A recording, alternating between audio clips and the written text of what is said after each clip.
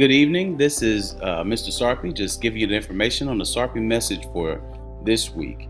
Whenever we're having these messages, we always want to make sure we're focused on our vision for the year, or our vision for Mesquite High School, as well as our professional learning plans for the year. And so this time, of course, we're going to be thinking about growth, and under that vision title of empowering growth, and specifically for the learning plan this time, the idea of planning and executing great lessons.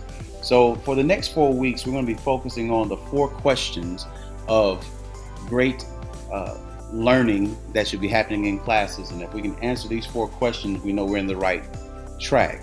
The first of that one is, what do students need to learn? The idea of how strongly we know, and do our students know, what are the actual TEKs that are being learned that day.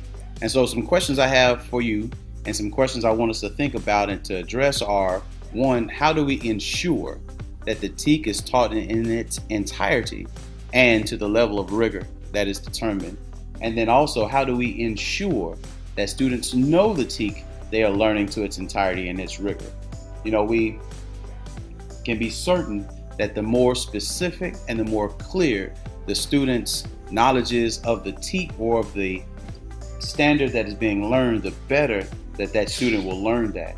And so we want to think about those things as we move forward. There is an action step that we want to move forward with our campus with this. And what I'm asking you to do is to make sure that the TEK that you are teaching in a lesson is visible for the entirety of the learning. I know I've spoken to a few of you, and we've thought about different ways for this to happen, and I leave that up to you for whichever way you like for it to happen. But the idea is for that TEK to be visible for the entirety of the lesson. And the reason is so that we can go back to and refer back to that TEK while the lesson is happening. And so we can always make sure, as we said before, that students know the TEK they are learning in its entirety and to its level of rigor.